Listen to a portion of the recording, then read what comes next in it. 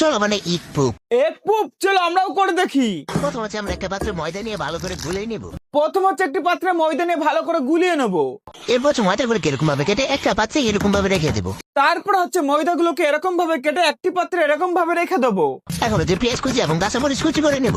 এখন হচ্ছে পেঁয়াজ কুচি আর কাঁচামরিচ কুচি করে নেব। এরপর হচ্ছে একটা প্যানে পেঁয়াজ কাঁচামরিচ আদা বাটা লবণ জিরার গুঁড়া হলুদের গুঁড়া মরিচের গুঁড়া ভালো করে রান্না করে নেব। এরপরে হচ্ছে একটি কড়াইয়ে পেঁয়াজ কাঁচামরিচ লবণ জিরার গুঁড়া হলুদের গুঁড়া মরিচের গুঁড়া দিয়ে ভালো করে রান্না করে নেব। এখন হচ্ছে সিদ্ধ করা দেবেন খোসা ছেড়ে মাঝখান দিয়ে কেটে নেব। এখন হচ্ছে সেদ্ধ করা ডিমের খোসা ছাড়িয়ে মাঝখান থেকে কেটে নেব। এরপর হচ্ছে ময়দার মাঝখানে সবজি এবং ডিম দিয়ে ময়দার উপর কাঁচা ডিম দিয়ে ব্রাশ করে নেব। এখন হচ্ছে ময়দার উপরে সবজি আর ডিম দিয়ে ময়দার উপরে কাঁচা ডিম দিয়ে বিরাজ করে নেব। এরপর হচ্ছে এরকম ভাবে রান্না করে নিলে হয়ে যাবে আমাদের ইট পুপ। এরপর হচ্ছে এরকম ভাবে রান্না করে নিলেই তৈরি হয়ে যাবে আমাদের এগ পুপ। এটা টেস্ট কিন্তু দারুণ ছিল, তোমরা চাইলে একবার ট্রাই করে দেখতে পারো। আগের একটি ভিডিওতে একটি ভাই কমেন্ট করে বলেছিল তার নামটা নিতে, তো এসপি রাইডার ভাই খুব ভালো থাকো তুমি। চলো বাই।